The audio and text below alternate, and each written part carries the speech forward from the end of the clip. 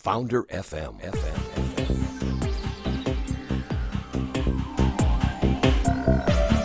You're listening to Founder FM with your host, Graham Brown.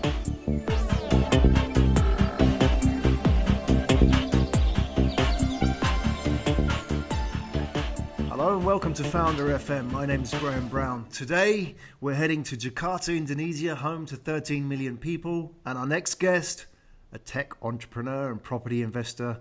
We're going to talk about growing a successful seven-figure mobile business, what life is like when you walk away from that business, and why entrepreneurs shouldn't gamble everything on that one idea. Welcome to the show, Erik Ten Have. Hi, Graham. How are you doing? Good, very good. Thank you. Excellent. So with a name like that, it's obvious that you're not from Indonesia originally. Where were you born? Where are you from, Erik? Yes, I'm from the Netherlands, and I came to Indonesia in 1997 as an almost fresh graduate out of university. I used to work for Dutch KPN, a telco in the Netherlands, and after a couple of years working there, they gave me a chance to work in Indonesia for one of their participations, which was Telkomsel, one of the largest mobile operators in this country. And so I made the jump. I came here with a suitcase of clothes, and 19 years later, I'm still living here, and I haven't left. Right. So when you came with a suitcase full of clothes, did you know that that was what you wanted to do? Were you sort of anxious? Was it the right thing to do at the time? How were you thinking at the time?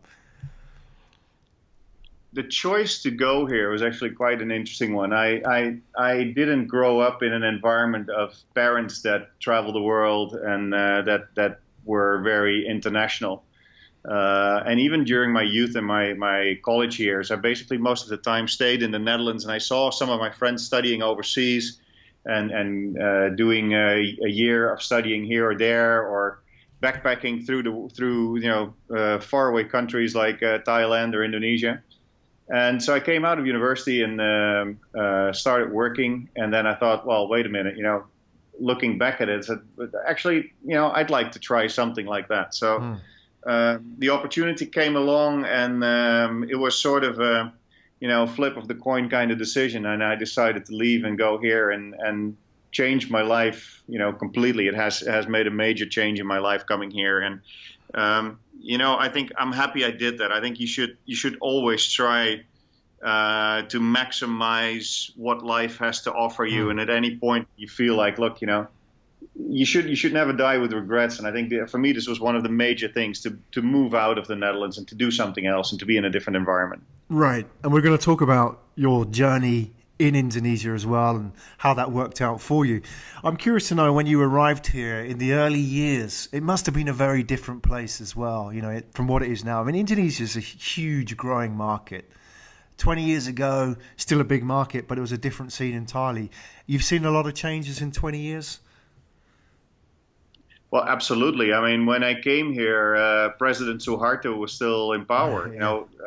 I came here. It wasn't a democracy, and business was very much sort of state-owned enterprises kind of environment. Even the companies that were private companies, a lot of them were run by major conglomerates. So it was sort of a funny situation whereby there were a couple of very large enterprises in this country, and now it's a bubbly market where many people try to start businesses, are successful at it, and at the time that I came here, email was new. So I mean, we sometimes forget that the internet and the stuff that we're doing nowadays, and the information we have available, and the tools, they're very new. And I came to build a mobile network, which was brand new here. There was no mobile network in '96. They started in '96. I came here in '97. It was people had fixed lines. There was no mobile network. So there was really a revolution also for Indonesia. And it has changed a lot. I mean, now it's one of the largest, mobile user communities in the world. I think there's more than one phone per person in this country. So, there are major changes in the tech scene, in the business scene. in culture, in the fact that this young democracy is trying to struggle with building a democracy and then living by the rules of a democracy. So that's all very interesting, I think. Right. And your wife's Indonesian. Your family, your kids grew up, went to school here in Indonesia. So you feel very much at home, a part of the Indonesian culture. You speak Indonesian fluently. Yeah, that's true. And I do feel part of the culture, but I do realize that I am an outsider. Indonesia is slightly different, I think, than, for instance, a European country. Although I'm not really sure, but what I do feel here is that, yes, my wife's Indonesian. I have a lot of Indonesian friends and a lot of Indonesian network, but I'm not Indonesian, and I will never be.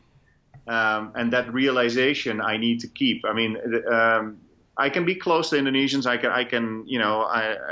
My network is good, but you're still very often considered an outsider, even after 20 years. Now, isn't that interesting? I think about that as well. Living here in Japan, they actually call us outsiders. Gaijin, which if you translate directly means outside person. So I'm wondering if that's an advantage as well, because I think a lot of people see disadvantages. Do you see things, that maybe the locals didn't see? And I want to put that into perspective of that time when you saw the mobile revolution happening. Did you see things, an opportunity there? Well, initially, I think Indonesia pulled in a lot of us foreigners for their projects here, because obviously, if you need to come from having very poor telecommunications infrastructure to really building a state-of-the-art network, which it is up and running here right now. We have 4G, we have high-speed internet. It's all done in the last 20 years. They saw, okay, there is the good thing is that these guys from overseas have done this, and they've got experience and knowledge that is a bit maybe 10, 15 years more advanced than what we know here. And in that perspective, it's an advantage. You're usually being considered an expert or seen as somebody that has been educated abroad, and but that is changing. And the Indonesians, for very good reasons, now really see that a lot of this stuff they can do themselves. We have very good IT guys now. We've got very good programming skills. So a lot of that is catching up. And our initial role, or my initial role here as sort of an expert and an expat, knowledge base is declining, I think. But when you came here, you were an expat employee, and now you're a tech entrepreneur and a property investor. What was the change? At what point did you decide to leave the salaried world and go and do your own thing? Yeah, that was also an interesting choice. I made that decision in 2004, after being here for 7 years, because in that 7 years I had many different assignments. I moved from company to company. But you're sort of an independent contractor in my role. So I had to find my next job after every year or every 2 years. And at that point, I decided, look, I'm getting married here. I was married at that point. I had my first child. And I decided, look, if I really want to build a base in this country, I don't think I can rely on hopping from one job to another. So let me try to build something more stable, which is a business, I thought. And obviously I know now that, a business is not stable at all, and, that requires a lot of work. But the decision was really to really anchor myself here more tightly and not be dependent on employers to pay the bills. So what was the first business that you started? Fitness studio. You laugh. Did that not take you very far? No, it didn't. I knew nothing about it. And I had a I've always worked with business partners, and when I started, I had a very good friend an Indonesian friend with which I started my businesses, and he basically had a fitness studio, and he said, "Why don't you come and help me build that?" And it was sort of part of a portfolio. So we started with three things. We had the fitness studio. We had another company that was doing advertising sponsored television programs. So we would build TV programs for brands and then sell them to a station to air. And the third one that we did was we started with a mobile content business. Now, the TV program business did work out, but it was really hard work putting it together. And obviously, the fitness studio. I mean, I had no idea about fitness studio, so that was a bit of a failure on our side. Right, but a good experience nonetheless. Absolutely, yeah.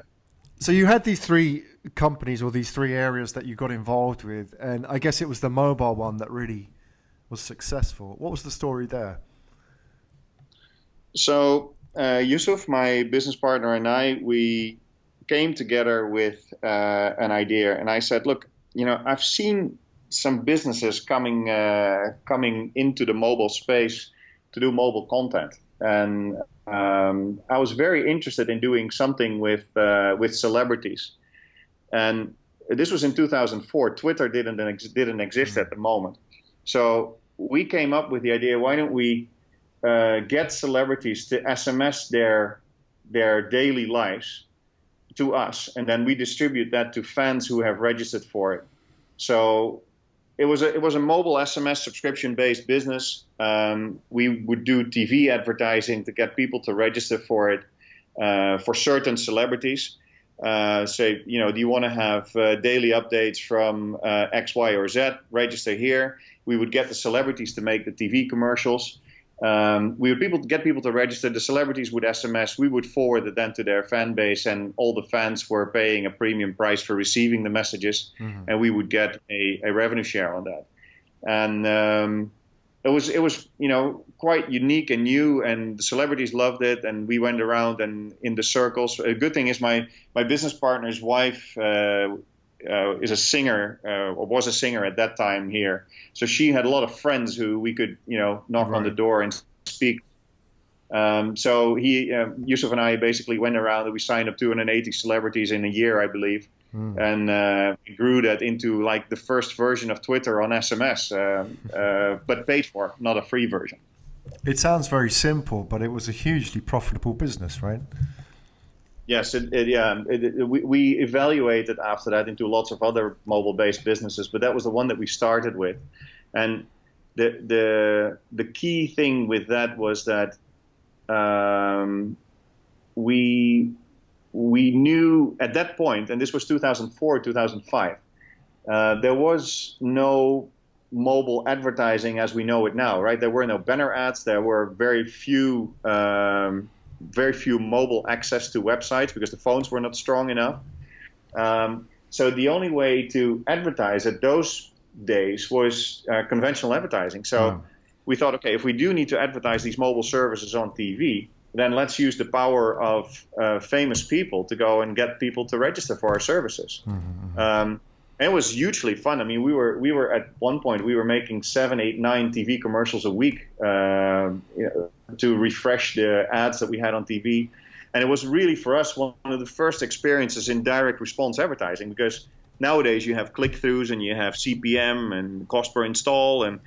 But we were doing that with TV commercials. Once a TV commercial would ad, we would see a peak in registrations, and we could measure, how many people had actually registered based on the TV slot or the TV commercial we aired. And we were optimizing it exactly the way you optimize online ads. We were doing A/B testing. We had different versions. We had different time slots. We were basically measuring which ones were the most effective. And that was very interesting. And making TV commercials was fun. We were shooting with these guys, and it was a lot of fun. Kind of very creative part of the business back then.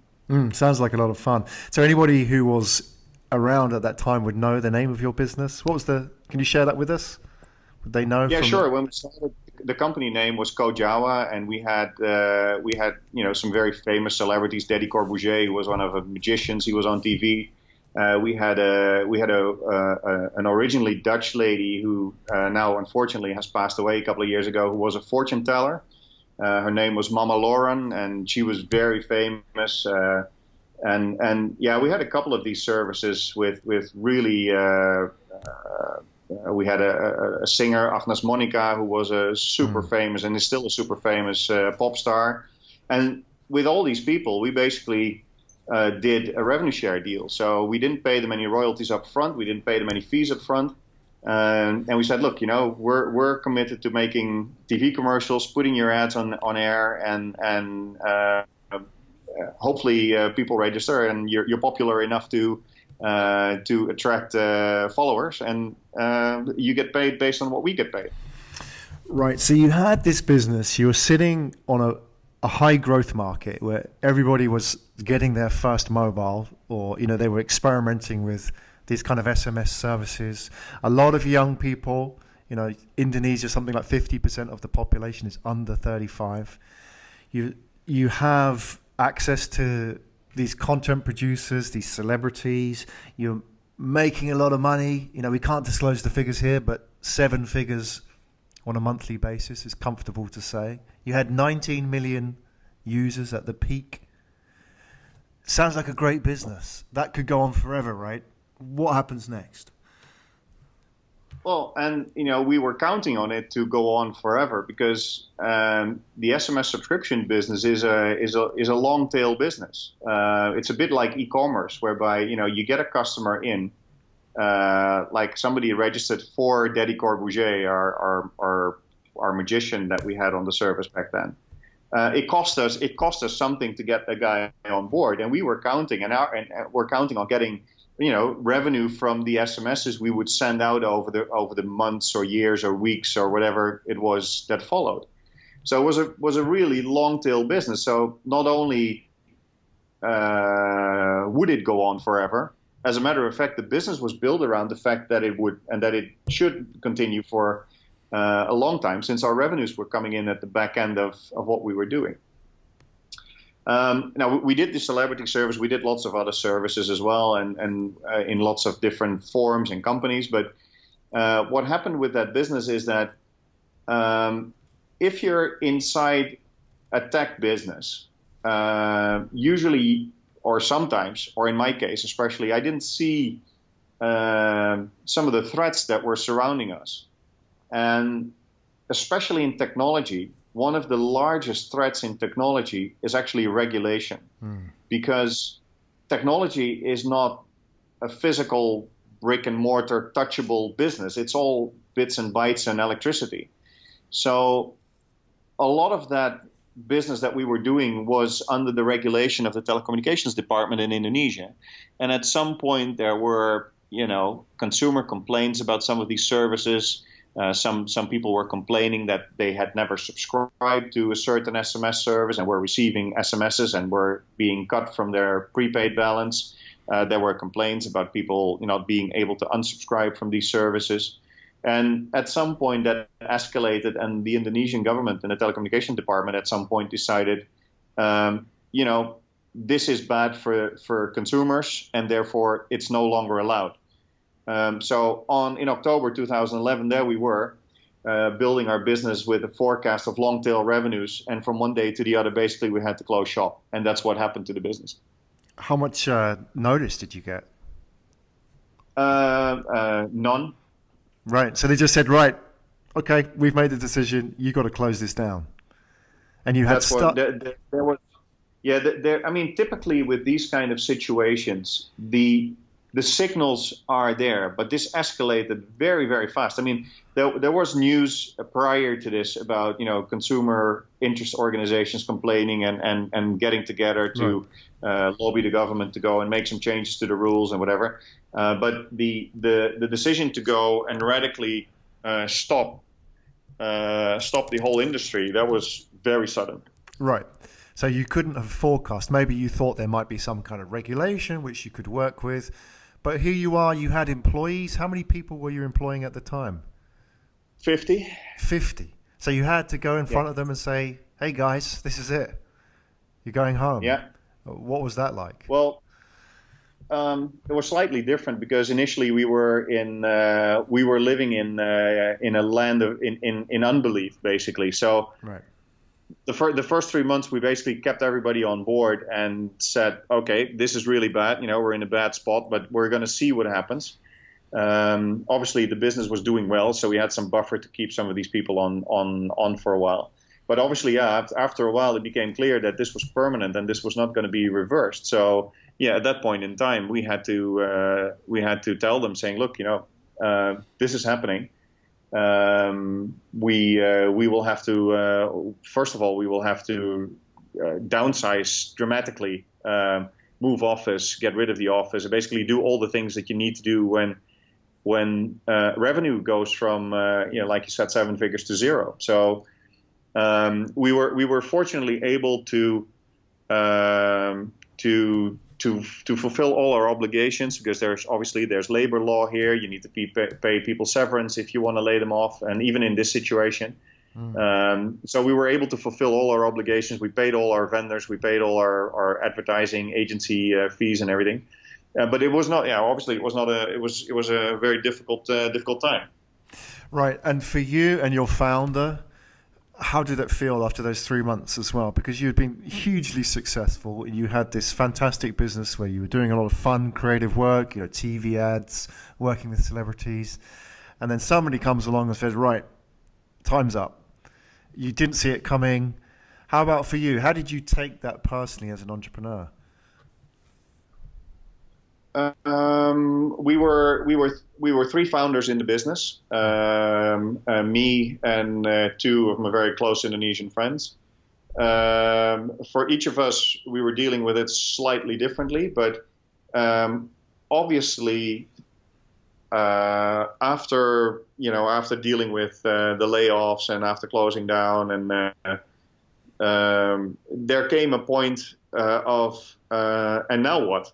Right. So we kept a very small office. We got rid of our large office, and we were there basically sitting there with an office manager and an accountant, staring at each other what to do next. Right. And for all of us, we had all slightly different responses to the whole thing. One of the 3 partners decided to venture out on his own. Because he wanted to build something with some of his family members. And the other one, where the guy that I started my business with and I, we're still together as business partners. But we went through years and years of searching and trying, and thinking also that, look, we were successful once, we will be successful again. Right. But that is not guaranteed, and the luck factor. Obviously, when we built this business, we worked hard and we made a big effort to build this. But we were also extremely lucky that we came up with something at the right time in the right situation. There was no internet, or no significant internet to talk of. Everybody was on their mobile phone. Everybody was bored. Everybody wanted to have some entertainment on their phone, and we were lucky to be in that sweet spot with the company that we started. And obviously all of us have skills to build a company, but it's not like, okay, you're successful in the previous business, so it's easy to go and put your finger on the next successful thing, right, jump in there and be massively successful. So we've all gone through years of experiments and of getting over the illusion that we can do anything we can put our hands on.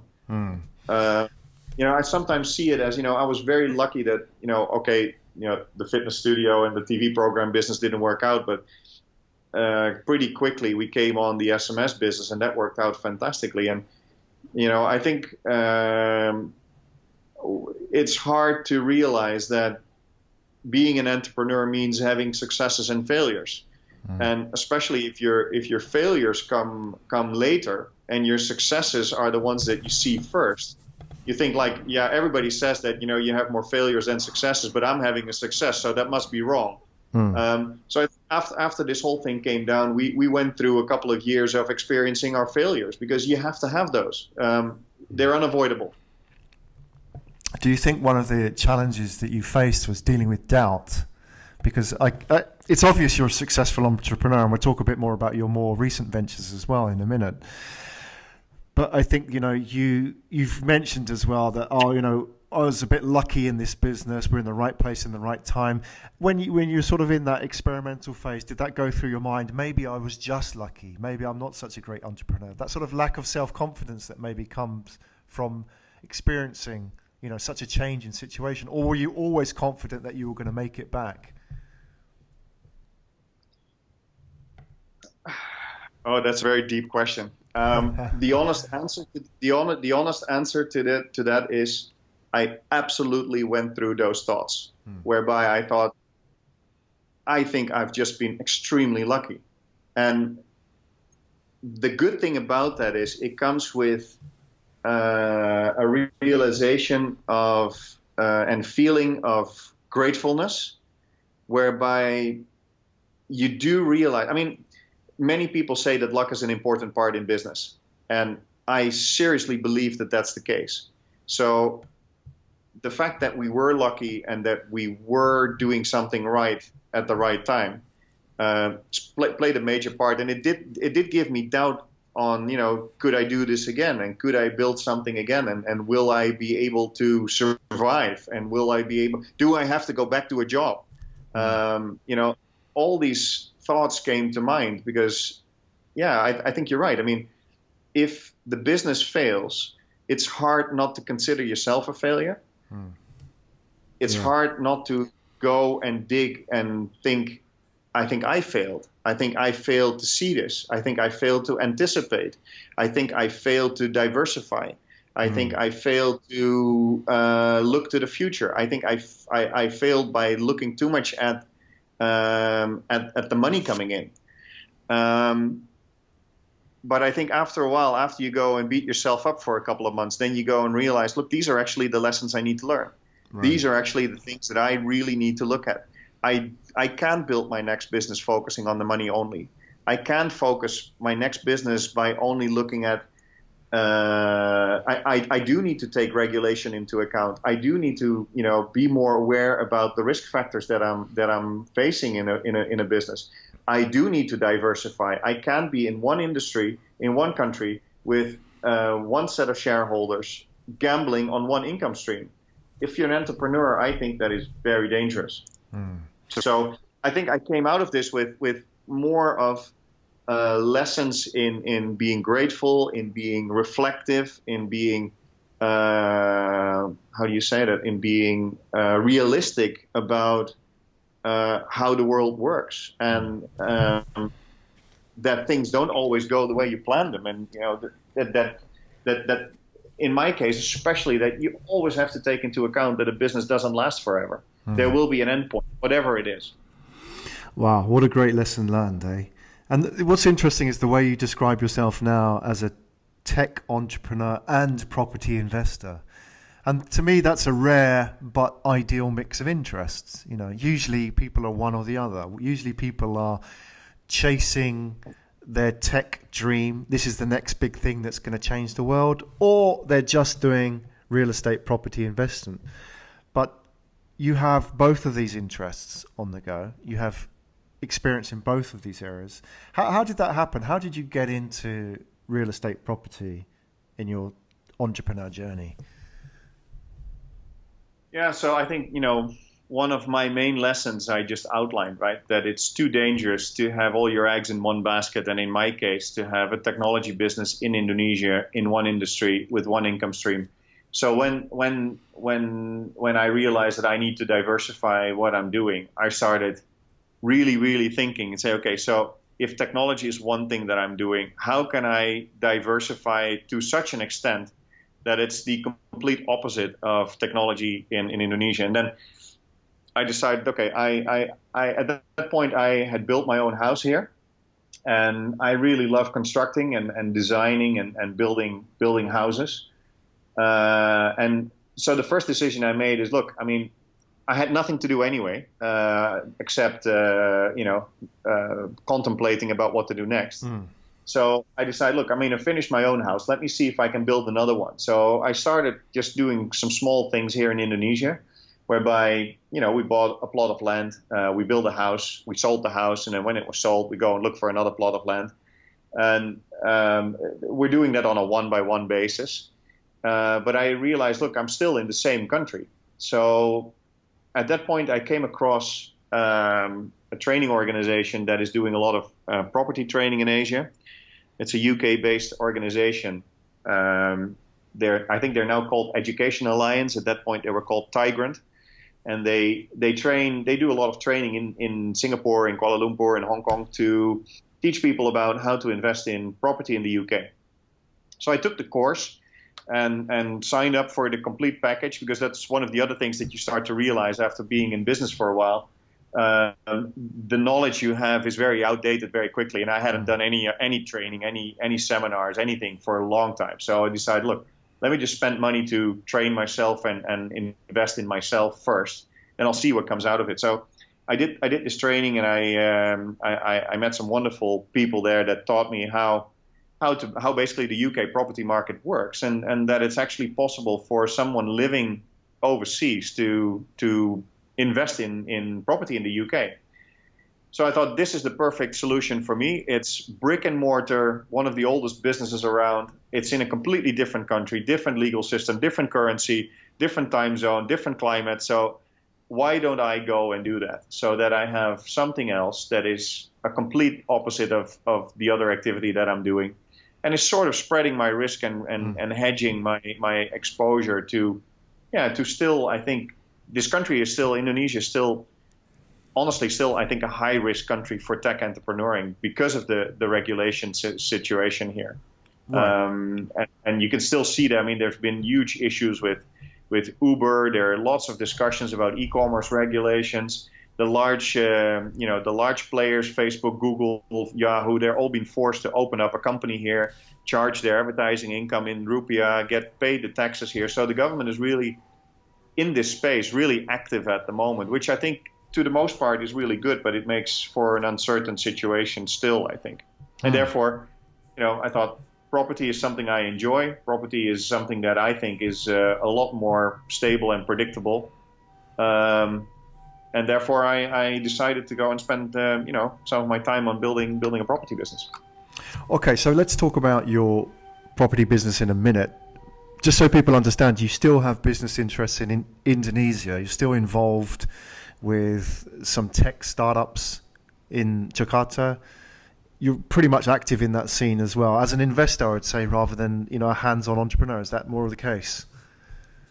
Yeah, that's true. I still have a business here in Indonesia that does the term, I think, is social Wi-Fi. So we have a business that rolls out Wi-Fi access points for restaurant, bars, hotels, so that people connect to the Wi-Fi in those venues using either a social media profile or an email address or some form of personal data. And then that personal data is being used by the venue to do marketing campaigns to get people to come back, to offer them special deals.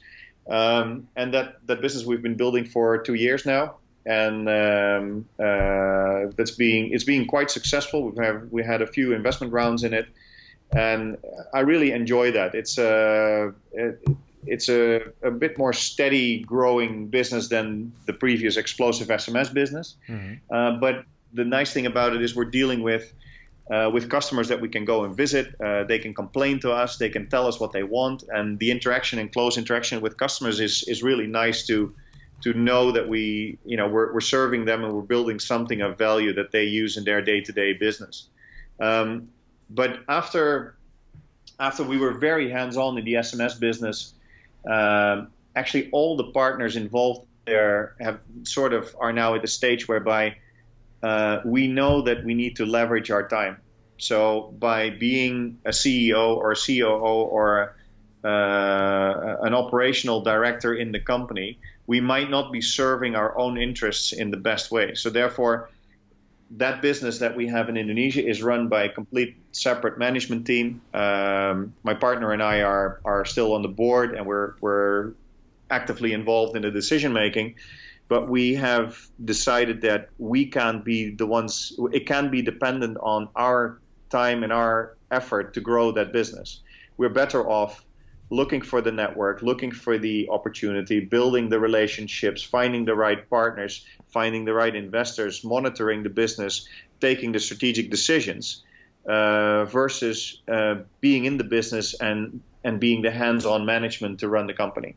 Right. And that's been quite a liberating decision, I think, so that it's a different game and it's a different role that we need to play. And it's very interesting to learn how you need to do that and what value you then add to your own business if you're doing it.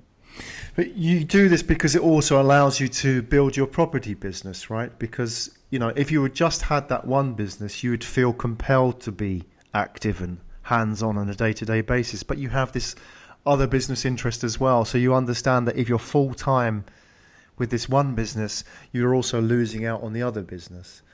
So you've made an opportunity choice decision about your lifestyle in a way. Oh, yeah, absolutely. And this came from the decision that I have to diversify. I have to have various business interests that can pay the bills, because I never want to be in a situation again whereby the one thing that I'm doing is falling apart, and I'm in a situation where I don't know how I'm going to pay the school fees again next year. Right? That was to fall off the cliff, not knowing how to pay for the future that you had set in your mind, is a very uncomforting thought. So, Exactly. and that's to put it mildly. Right. You're right at the edge.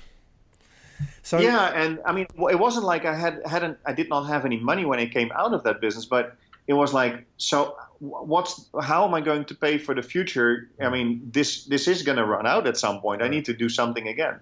And now I'm fortunate enough to be in a situation where I have various things that are slowly starting to, more or less start to work. So that at some point, I mean, if one of the things gets sold, for instance, or doesn't work, or then it's not an immediate disaster. Then I have, the other things that are still going on, and then it's also a matter of where I then spend my time, right? If something needs attention and needs nurturing, I mean, there are times where I'm very involved with the Indonesian business, when we have to raise funds or when strategic decisions have to be made.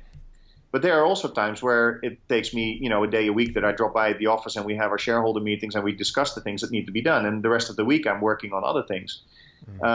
And that's very nice to be in a situation like that, whereby I'm not counting only on one thing to succeed. And the fact that should something fail, I'm basically keeping, I have a constant realization that tomorrow one of the things can fail, and right. then I still be okay. That's a good assumption to have, isn't it? If you assume that and you build your business around that possibility, then if it does happen, it's not the end of the world, is it? Whereas before, you didn't have that assumption, you didn't think it was going to happen, and then suddenly, boom, everything changes. So now you're in a more robust situation.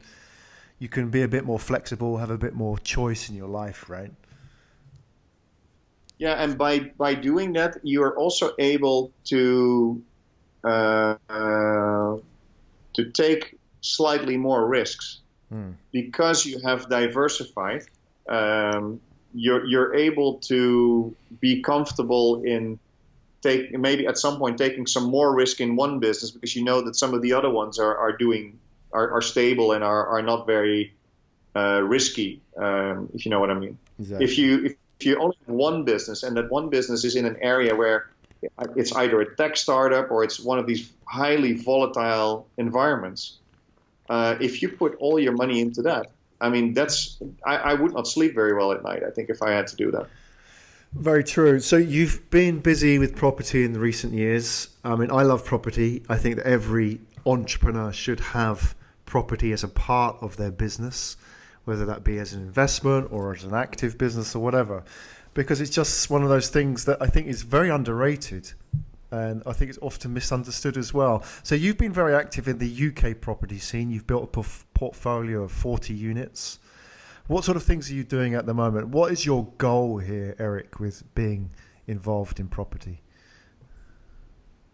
Right. So I explained the reason why I moved to UK property as a diversification strategy, and because I have a passion in. I enjoyed the building of houses. I enjoyed the creative process. I enjoy the hands-on labor that's going on by doing it. And my strategy in the UK, the good thing was the training that I did really outlines, it gives you a thinking process whereby, first of all, you think about what are the goals that you're trying to achieve with this business.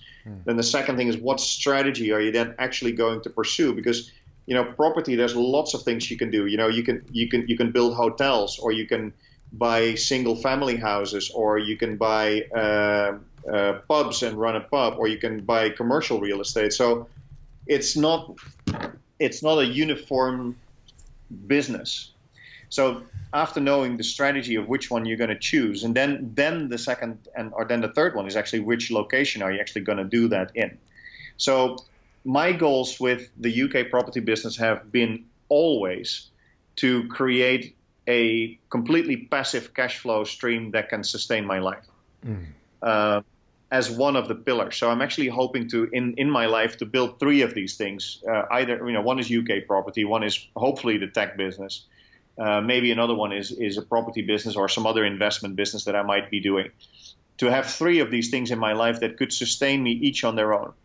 And by sustaining, meaning basically pay for all my expenses. So that was the goal. And then I looked into the various options you have if you invest in property, which is, some of the things I mentioned. You can be in commercial real estate. You can be in single family houses. You could be in flats. And you can be all over the UK. You could be in London, you could be in Birmingham, you could be in Scotland, you could be in Manchester and in the Northwest.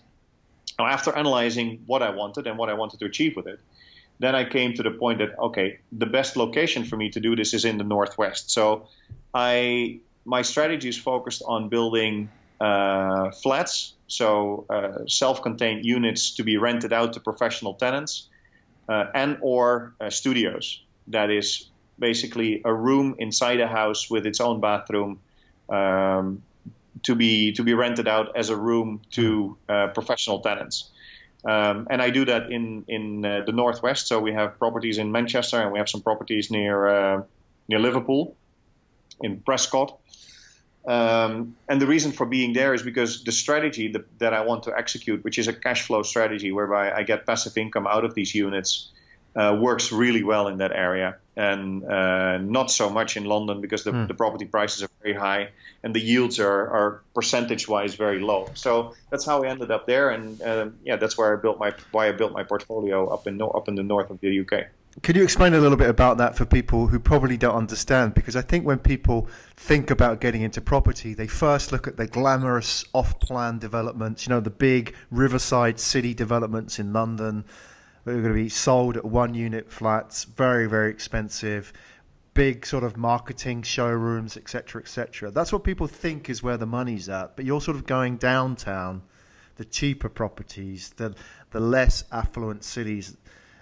Can you explain a bit about your choice there?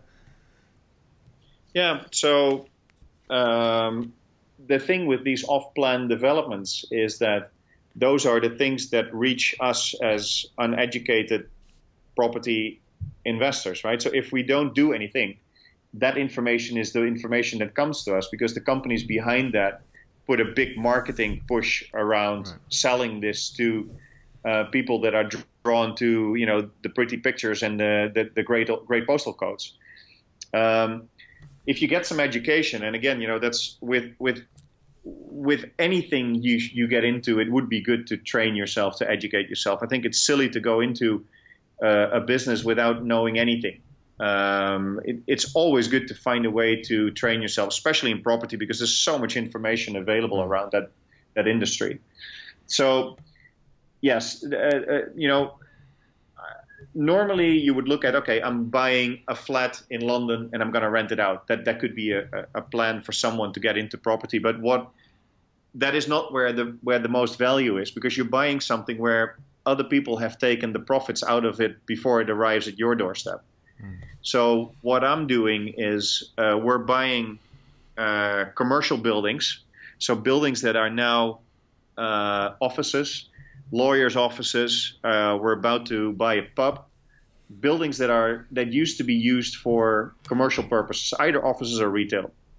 There's a lot of those buildings that are in great residential locations, but are not profitable anymore as a commercial space.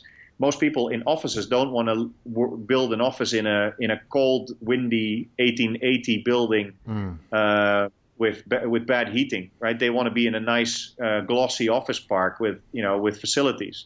So a lot of these buildings are empty. We're buying these buildings obviously at a good price, because they have no use anymore for what they were built for. And then we change those buildings into residential. So we basically strip them empty from the inside, and then we rebuild them. Either we are creating self-contained units, so flats, or we split a building like that up in maybe 6 or 8 individual rooms with a common entrance.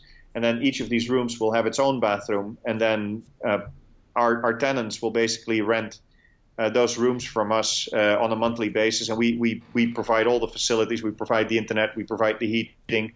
There's a common kitchen. There's common laundry facilities. So basically these units are, you can go in there with your suitcase and you don't need to bring anything. It's ready to go. And there's a big demand for it, especially in Manchester and Liverpool, because those two cities are undergoing an enormous growth in economic activity. A lot of businesses are moving there. There's funny enough, there's a very lively tech startup scene in Manchester. The BBC moved its offices over there. The government is investing a lot of money in building it out. So you're seeing a growth in need for highly serviced, easy to use accommodation for young professionals. So you've gone from being tech entrepreneur to landlord to tech entrepreneurs. Is that sort of an interesting arc in your own story? How do you feel about that? Well, in the end, the fact that we were in technology was not a coincidence. I mean, I grew up in an age where the technology was developing and things were starting anew, and mobile was brand new in my youth. So the fact that I started the business in technology was not a coincidence, because it was the area that had most of my interest. But the bottom line is, although I'm in technology, I don't really purely consider myself as a technology entrepreneur. Even now, the businesses that I'm involved in, most of them are not like the typical tech startup style companies. I really like companies that have healthy revenues, healthy bottom line, and are built as through to the common business model, whereby you need to make $2, spend $1 and have $1 in profit. I mean, that's the things that I get excited about, and whether that's in technology or whether that's in property or in any other way. I mean, if it's a business whereby it's generating the income in a normal way and generating profits and being run as a standard business, that's where I'm interested in. Okay, we talked off air about how many people contact you. You get a lot of inbound requests, people asking for help, people asking for advice, especially in Indonesia, increasingly more now in property. A lot of people a lot younger than you, often starting out, going out into the world and starting their own business. When you look at these young entrepreneurs, do you see sort of common mistakes that they make, which you've kind of made, and you wish you want to tell them to avoid that mistake? Or do you just sort of say, right, get on and make your own mistakes and you'll learn the hard way like I did? How do you sort of treat those entrepreneurs? Well, I think that the first step in deciding or wanting to be an entrepreneur is accepting the fact that things are going to go wrong. And I think if you're the type of person that is looking for advice on things to avoid such that you don't make mistakes, I don't think a person like that will ever succeed, because that's never going to happen. I think it's good to get some input, some advice. I think it's good to, talk to people about how to best do things. But the acceptance of things are going to go wrong, I think that has to be a major part of your awareness, because if you're not, then you're not trying hard enough. And I've always been lucky in my side that, I've been working with business partners that to a certain extent have been a lot my opposite. I mean, it might sound like I'm a very risk accepting person, but I'm actually not. I'm very risk averse. And I've always partnered up with, fortunately, by the roll of the dice, by luck, partnered up with people that were sort of the opposite from how I am and are more daring and more risk taking. I've been lucky to work with them and lift off their daringness to try things. And that in my the only thing or some of the things that I realize is that for me, it's not easy to find partners to do business with, and it can go wrong, and you can end up in arguments and in fights, and sometimes it doesn't work out. But for me personally, that is one of the things that I've always enjoyed the most, even though sometimes it didn't work out. The fact that I don't have to do it all on my own, and I have other people that are involved with me. I always enjoyed that, because being an entrepreneur is a very lonely business if you do it all on your own, and it's always fun to have other partners in the business to share it with. Well, it sounds like you're having fun after all these years. I mean, what you've achieved is, by normal standards, pretty impressive. As a young lad, you picked up your suitcase and you moved from the Netherlands to Indonesia. You set up a super successful business in Indonesia. Let's, not forget, it's a foreign country from where you were born. So not only did you set up a successful business, but you set up a successful business in another country. You grew that business. You faced some unforeseen changes in the business where you had to change very, very quickly. Rather than just give everything up, you had a period of soul searching, and then you started getting back into business again. And then you started building out this property business, which has been very successful as well, and growing and going well at the moment. I mean, it's an interesting story. I think it's inspirational for a lot of entrepreneurs. A lot of people face that challenge where they have success, and then they have those kind of doubts that follow success. So I'm just curious to know, in sort of finishing up, Erik, do you have any advice for those entrepreneurs who have been very successful and then face the period after success where they look at themselves and think, maybe, I can't repeat this? From your experience, what would you advise man to man in that situation?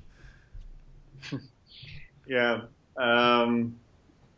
It's interesting, you and I spoke about this a bit in preparation for this call, and it's one of these periods in life where nobody actually wants to talk about it because it's like a bit ashamed of it, but it happens to many of us. And for me, what I did at some point after I went through, the misery of closing shop, is I started to realize that what I now need to do in my life is, first of all, I think I need to optimize my time. I need to really make time my critical resource that needs to be optimized. And to some people, that means like, how do I do the most possible things in the least amount of time? In my case, it was a search for the lifestyle that I want to have and the time that I want to spend on which things. And the realization that to come to the next idea or to get yourself out of maybe a failure or getting yourself ready for the next thing you want to do, in my case, it was really important to create empty time, empty space in my head to be able to think about things.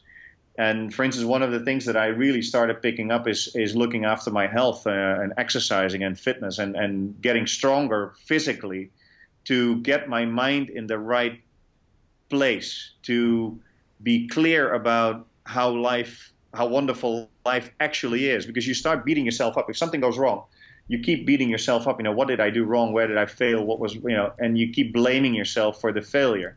It's not your failure, but basically it's a failure of the business. Something went wrong in the business. It could be your fault, could be anybody's fault. But you need to get to the place where you believe in your own ability. And for me, that involves, cleaning out my agenda, cleaning out my mental agenda, cleaning out my physical body from toxins and from stuff that that's not good for you, and getting physically active. My wife always says that, if you're I think Tony Robbins also said it, emotion is caused by motion. And if you're not moving, and if you're not physically active and fit, you can't clear your mind for what you want to do next. And that really helped me. Once I started doing that and making that, and that costs time too. To eat healthy, to exercise, that takes out a certain amount of time in your day. And I'm very, very happy. Those hours are very valuable to me now. While in the past I looked at it, that's an hour not spent on the business. Right. Actually, it is not an hour spent on the business, but it's an hour invested in, maybe 100 hours of you doing your business. So. Fantastic. That's Erik Ten Have, everybody. Tech entrepreneur, property investor, and an inspiration, of course. Erik, thank you for joining us on the show. Where can we find out more about you? Well, you can always send me an email, erik@tenhave.org. erik@tenhave.org, or on Twitter, Erik Ten Have, ERIKTENHAVE. And I'm happy if people have questions or remarks or want to get in touch. Drop me a line or look me up on LinkedIn. I'm on these social media as well, and I'll do my best to get back to you. Fantastic. Well, thank you for coming on and sharing your story with us today. It really resonated with me, Erik. There's a lot of what you've done which I look to and think, wow, there's so many similarities with my story as well, that I was listening intently for the advice. So thank you so much for sharing. Yeah, you're very welcome. Founder FM, voice of the entrepreneur. Find out more at www.founderfm.com.